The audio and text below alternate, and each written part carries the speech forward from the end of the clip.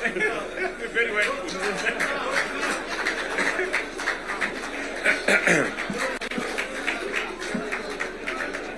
Thank you very much, the Right Honorable Prime Minister Raila Odinga. Ladies and gentlemen, let's take our seats. Thank you very much.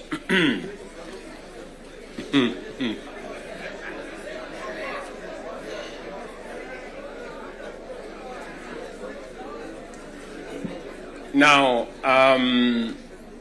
honorable members, let me join the Right Honorable Raila Odinga and all the leaders who have spoken before me to welcome all of you to this very important first ever parliamentary group meeting that brings the two major coalitions together today here in Karen. Karibuni sana.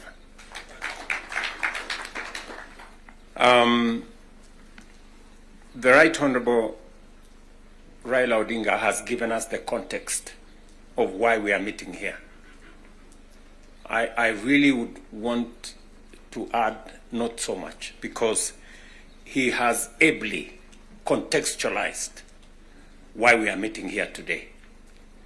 That we have a nation to look after and we have a nation to protect, and there are options that are available to us, and I think we chose to protect the nation called Kenya by our coming together. And so I want to commend both the Right Honorable Raila Odinga and the ODM party, my former party, for standing up to be counted when the country needed leaders to stand up for Kenya. It may have been easy to do the opposite. It may have been popular to do the opposite. I know many people have vilified the Honorable Raila Odinga and the ODM party for the decision they took to stand for Kenya when there was need to do so. And let me say the following as the President of Kenya today. We have come from very far as a nation. We stand here today as a robust democracy, a nation that is making strides in our national development. And I want to speak to you candidly. I don't have a written statement because I really wanted to speak to you from my heart.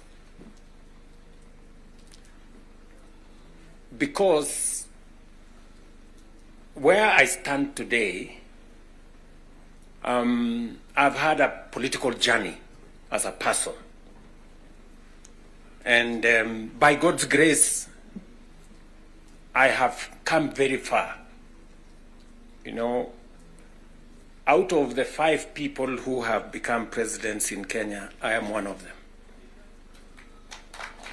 I don't take it for granted, and I don't take it lightly that God has given me an opportunity to be one of the 5 Kenyans who have had the opportunity to lead this country. And I must say this to us as leaders, that a nation,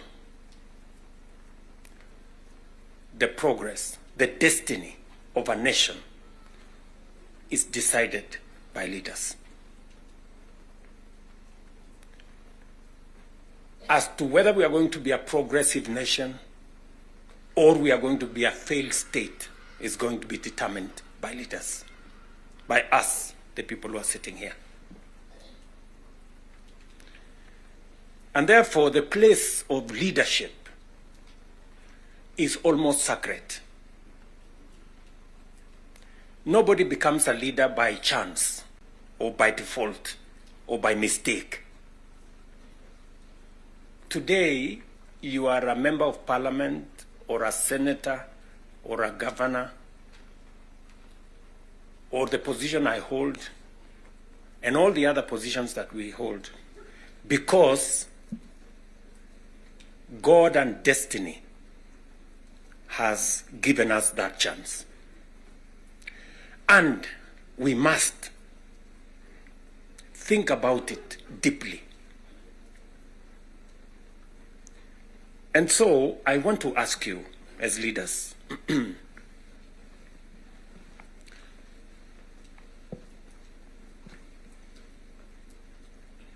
the Honorable Prime Minister has given us a history of countries. I will add to that list 2 countries.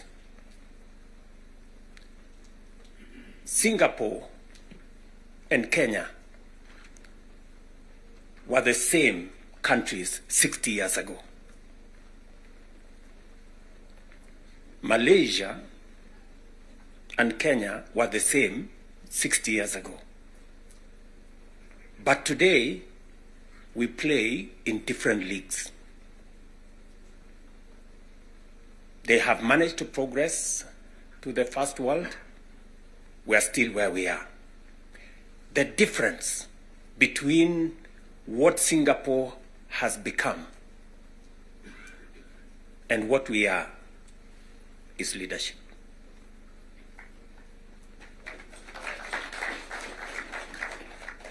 And that is the place, ladies and gentlemen, we occupy today. So that you understand the importance, the sacred position you hold as a leader. Sometimes people want to ask, how do people who live in different houses, they have their own lives to pursue, but they wake up one morning on an election day and they go one after the other to 10,000, to 20,000, to 50,000 and elect you? You are not special. But it is a moment that God has given us as leaders. And therefore, we must do whatever we are doing, knowing very well that we have a heavy, almost sacred responsibility to the people we lead and to the nation of Kenya.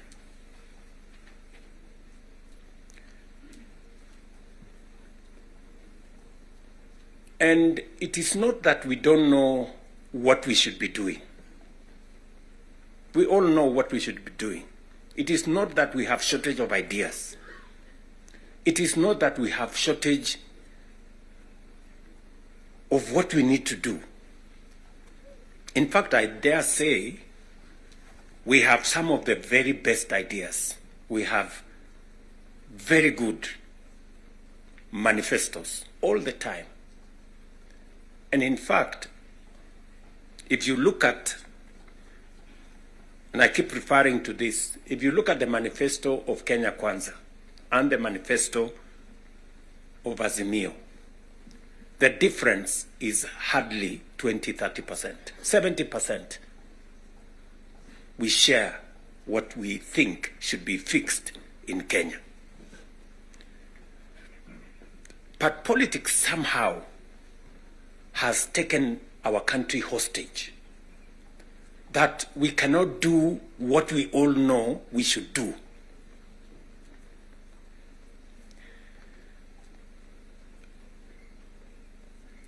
I have said that the difficulties that I face today as a president in Kenya are self-imposed. You know, I imposed on myself all these difficulties. Implementing the new funding model, implementing SHA, implementing housing, doing all those things.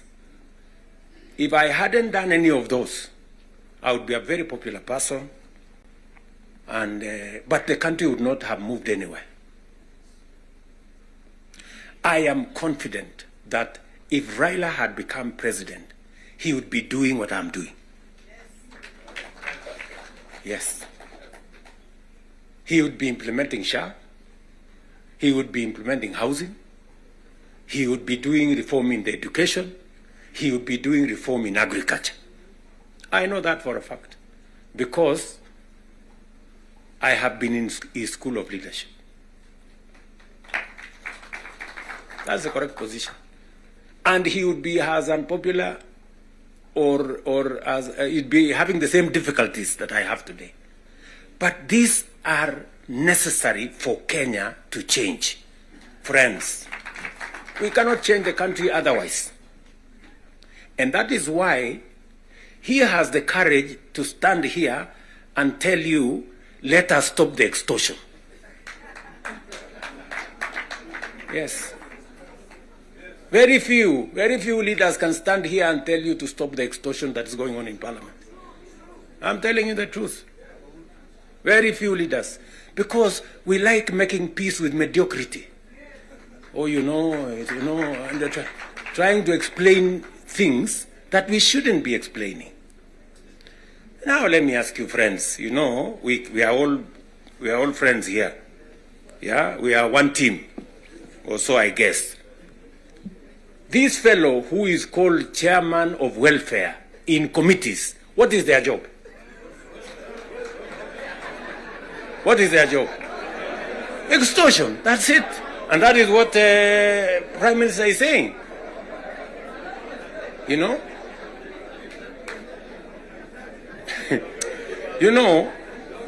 What is Sokohuru?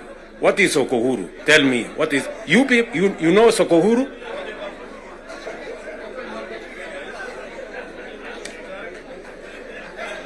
So, let me tell you. No, you see, and this is the same problem that we face. This is the same problem that we face. Because, look, for example, we passed the law that we all know, friends, we all know the problems we go through with fundraisings for people who have hospital bills. All of us. In your phones, you have WhatsApp groups. So-and-so has this, this condition, so-and-so has this condition, to contribute here. True or not true? Yes. But we don't want to fix it because it's difficult. But I must commend you. I must commend the members of National Assembly and Senate, because you took the courage and passed the bills that today is beginning to solve the problem of health in Kenya. It may not happen instantly, but all of you can now see that there is a possibility that we can sort out the challenge of health and health delivery in Kenya. But because we had to be bold, we had to be bold and make the necessary decisions. Today, we are dealing with the crooked hospitals and health professionals who still want to steal from SHA and to steal from our health provision. And we will go after them and we will deal with them. So, what am I saying? I am saying the following. If we have to change Kenya, my friends, we have a historic opportunity today with this broad-based government, we have a historic opportunity to unleash the full potential of Kenya. We all believe, I do, that Kenya is a very great country, this country of ours. There is absolutely no reason why Kenya is not like Singapore. We have what it takes. Let me repeat. We have what it takes to measure up to the countries in the first world. Yes, we do. Yes, we do. But we are playing in the wrong league because leadership, me and you, are refusing to stand up to what this country needs. I really want to persuade you guys. I really want to persuade you friends. Yeah? This is not about William Ruto. I am here today, I will not be there tomorrow. This is not about Raila Odinga. Right? It's about the country called Kenya, where today we have the privilege to be the leaders, to be the decision makers, to decide which way Kenya. It is us who are seated here. It is us. And we have the historic opportunity to make this country what we have always wanted it to be, but it has not been. As I have said, the same way Raila Odinga can stand here and tell you we must stop the wrongs, I have also said that I am ready to pay whatever price to make this country change. Yes, we must change this nation. And we can do it. Look, housing was part of our conversation for the last 30 years. Yes, we've always talked about housing and how important it is and how it is going to create jobs, how it is going to stop land fragmentation, how it's going to allow us to produce, to save land that is meant for food, how we are going to have decent housing, how we are going to reduce on slums, how we are going to have decent livelihoods. We've always said that. The Right Honorable Raila Odinga tried with the first slum upgrading projects. We started there. The housing levy, go and read the Azimio Manifesto. Read the Kenya Kwanza Manifesto. It is there. It is there in both manifestos. We now are seated here and we have the opportunity to implement what was in the Azimio Manifesto and what was in the Kenya Kwanza Manifesto. Friends, why don't we just do it? Why don't we just do it? We will do it? Yes. Let us just pull it out and look. You can see for yourselves how transformational it is. Today, using the housing levy, we are not only doing housing, we are doing markets, we are doing hostels. And I promise you, what you see in Mukuru, what you see in Kisumu, because I have been there with Baba here, what you see in Eldoret, what you see in Nakuru, what you see in Kiambu here, what you see in almost every part of Kenya, is just housing implemented for 2 years. And you can already see the kind of impact it is having, the number of jobs it is creating, the way it is bringing change in our towns and cities. Friends, if we were to do this for 10 years, if we were to do this for 20 years, and this is a project that has been delayed, we are supposed to have done this 30 years ago. Tell me, if housing was implemented 30 years ago, how Kenya would be looking today. We wouldn't be different from Singapore. We may have started late, but we now have a chance to do it. I want to ask you, I want to request you for us to come together. And we are not coming together so that any one of us can get anything. We are coming together so that we can transform this country. And it is possible in our lifetime to change Kenya. In our lifetime. We now have maybe 350,000 young people working in that space. We could double that to 700 in the next 2-3 months. We could scale up that to 1 million by next year.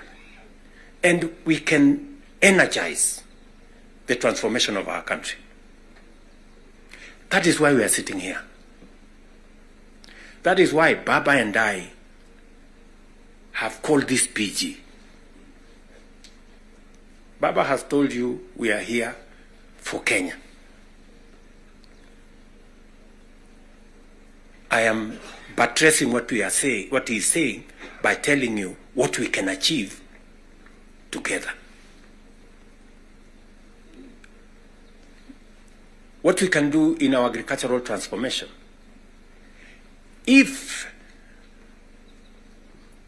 it was not for the broad-based, for example, we wouldn't have had the kind of change that is required in our sugar sector. And I want to tell you, watch this space. In just 2 or maximum 3 years, Kenya will be a net exporter of sugar. Just 2 or 3 years. This country, which perennially we have been looking for safeguards from COMESA. Every year, we are looking for safeguards from COMESA. We are spending public money to go and pay for sugar, to go and pay for farmers, to go and pay for workers who don't work for government, just because we couldn't bite the bullet and tell the crooks there to get out. Now we have told them to leave. And I want to promise you, I want you to hold me to it. We are going to change the sugar sector. We are going to change the coffee sector. You have already seen what is going on in coffee. There is still a little bit of pushback, but we will deal with it. And on and on and on, and we can transform our whole agricultural sector. Just the little interventions that we have done standing together. You people in Parliament making sure that we are subsidizing production. And I must commend, Parliament has always provided money for us to support the production of the country, either through fertilizer or seeds or other interventions when we have brought it to Parliament. So you're part of the making of the history of our nation. Just imagine we have reduced the imports of maize, for example, by 70%. Reduce the imports of sugar by 70%. And we can make that progress if we are focused on where we want to go. And that is the reason why we have to make the decisions that we have made work. It is the reason why Baba and I have appointed Agnes Zani and her team, so that what brought us together, we don't forget. The 10-point agenda that we have signed buttresses what is actually in our manifestos. The NADCO report, we all know what it is supposed to achieve. And if we stand together, we can achieve all the legislation that is recommended by the NADCO report. Parliament has what it takes, to do this. For Kenya, we can do it. And I want to persuade this PG to work with us and for all of us to be committed to this exercise. Protecting devolution. There is need for us as a nation to distinguish between governance and devolution. The governor is not devolution. The governor is a person.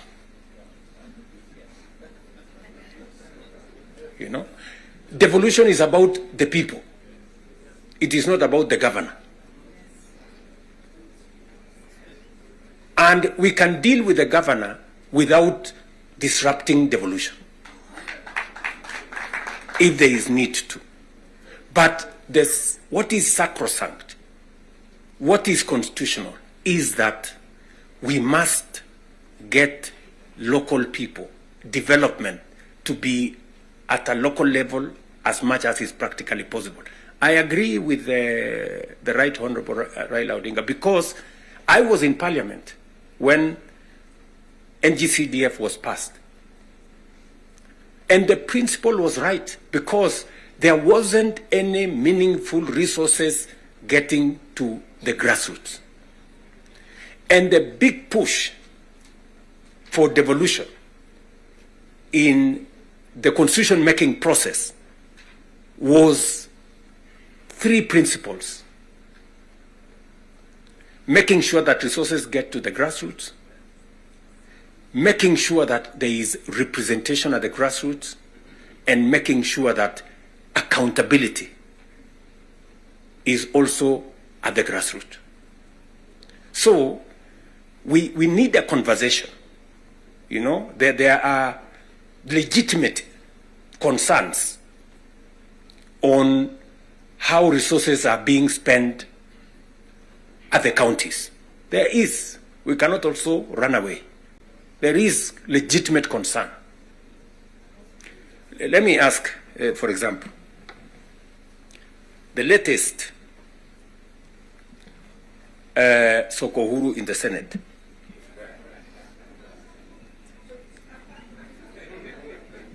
Because you have to accept, you know, by virtue of the position I hold today, I am a consumer of raw intelligence. I know what's going on. Where does somebody find 150 million? Where? Huh?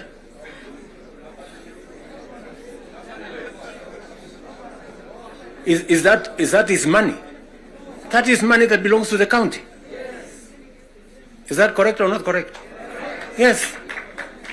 Let me ask you, members of parliament who are seated here. Do you, for example, know, do you, for example, know that a few members of your committee collected 10 million shillings so that you could pass that law on anti-money laundering? Did you get the money? No.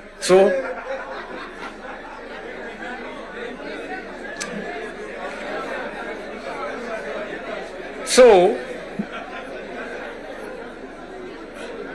going forward, si tunataka tukubaliane, si we are one team.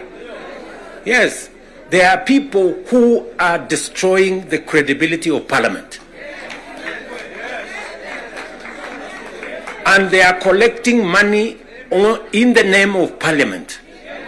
And some of the time, or most of the time, that money never gets to Parliament, it gets to a few people. We are not going to shame them. We are going to arrest them. Yes.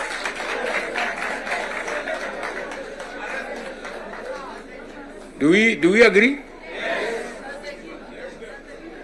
Do we agree?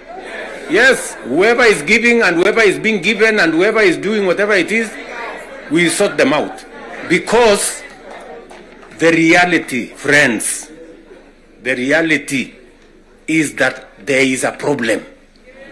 And we all know here, tukitaka tukusema ukweli, there is a problem. And unless we sort it out, we are going to destroy our nation. We are going to destroy this nation unless we sort it out. And we must be as candid to ourselves here as we are candid in implementing what is transformational for Kenya. Tunaelewana? Now, let me say this. We must make sure that we get resources to the grassroots, but we also must make sure that the resources that get to the grassroots is used for the people, not other ways. And so we must do for the national government as well. In our 10-point agenda, we have discussed about the young people of our nation. and how we need to protect their livelihoods. I want to ask the leadership seated here today, members, I want to persuade you. We have a robust program. We have, I think, close to 8 or 9 different programs targeting our young people and how we can meaningfully engage them in employment and other interventions that benefit the young people of our nation. I will say this. We spend close to 650 billion shillings every year in education, making sure that our young people go through primary school, ECD, primary school, junior school, secondary school, TVETs, and universities. We must equally have clarity in how these 650 billion shillings we spend every year, at the end of the day, how do we recover that money? By making sure that our young people become a resource for the development of our nation instead of being a problem to our nation. We must do that. And there are 6, 7 interventions that have gone through Parliament. Housing is one of them. Export of labor is another one. Digital jobs, and every member of Parliament here, especially of the National Assembly, you have resources to do ICT hubs. I remember discussing with Sirma there, chairman of NGCDF. I remember discussing with Kiarie, the chairman of ICT. And if there are any issues that concern, sometimes maybe we have a problem with resources, Mbadi is here. He knows that if there are resources that needs to be made available, is for us to provide interventions for young people to get an opportunity to work. You know very well that we can create hundreds of thousands of jobs in the digital space. You are aware of what we are doing in Nyota. You are aware of what we are doing in KJet. And if you don't, we should be able to explain to you so that you become part of the people, because you speak to hundreds of thousands of people every weekend, every day, as you go about your responsibilities, how they can tap into these opportunities and create livelihoods for the young people of our country so that they too can make a contribution towards making Kenya what we all want it to be. And I can continue, and I can continue on all the other aspects that we have worked on. We agreed that we must have a conversation on national debt because it has the potential to threaten our development. It is the reason why my good friend Mbadi and I have been in many different places, and we have done the most that we could to contain the issue of debt. We have gone out of our way to look for alternative sources of funding so that we don't always go to borrow. We have gone the route of securitization. We've gone the route of private-public partnerships. You know very well that we will be starting the construction of the road all the way to Mau Summit from here, Ironi. We are not going to be spending any debt money from government. The road is going to be built on private-public partnership. You know very well that we are going to begin the railway going all the way from Naivasha to Kisumu all the way to Malaba. We are not going to be spending money from debt like we did with the first section of the railway. We are going to be using public-private partnership to do that road, and many others that we have. We are thinking outside the box so that we can craft alternative mechanisms of delivering on public infrastructure or public goods without necessarily endangering the country with national debt. So we are working at it. It is part of the recommendation of the 10-point agenda that we must deal with. And we are seized with that matter. We will be giving, Mbadi and company will be giving a report to Zani's committee on what practical steps are we making to respond to the issues in the 10-point agenda. What are we doing about the young people?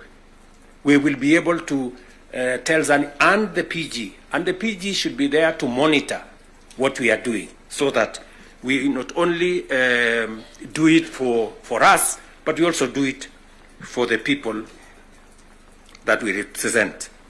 And finally, because I do not want to belabor the point, I said we have a historic opportunity.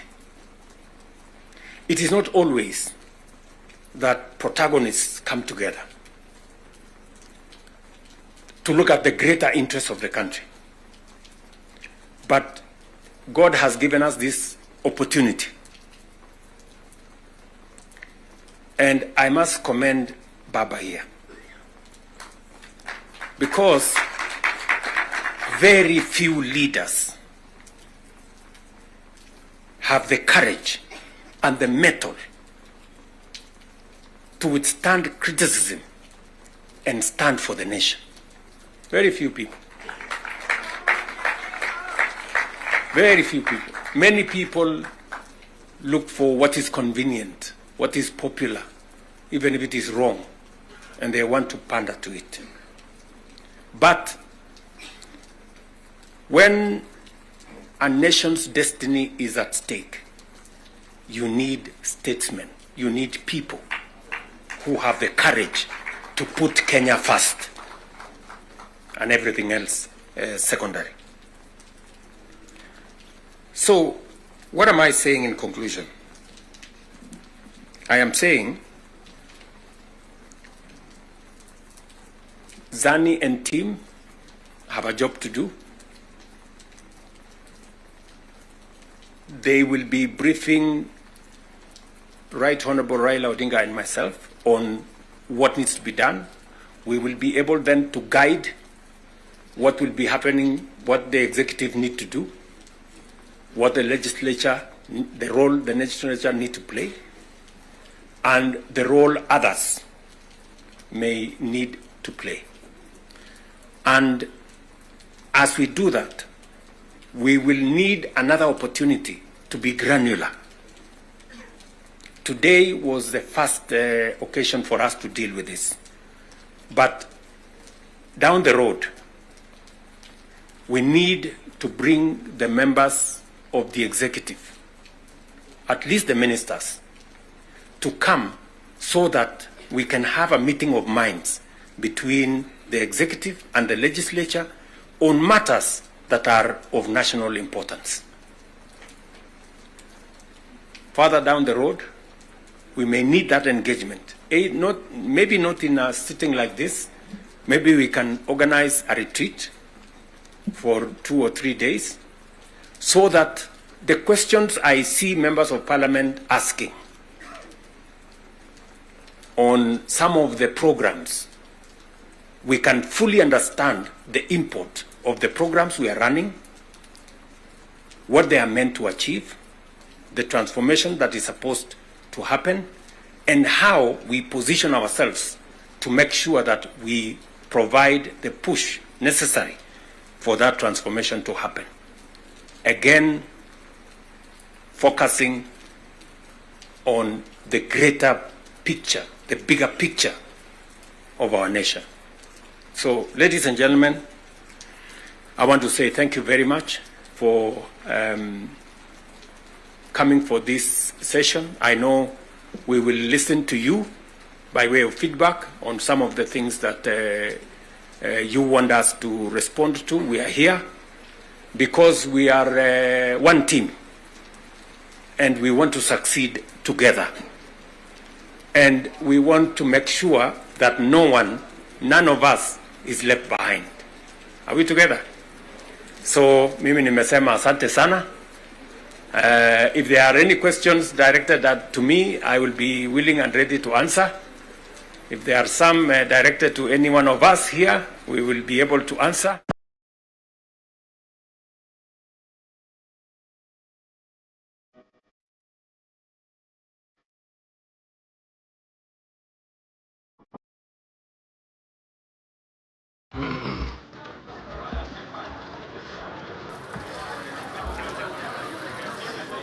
We may have our seats, honorable members. Your Excellencies, the President and the Prime Minister, honorable members, let us give the two party leaders a hand of applause.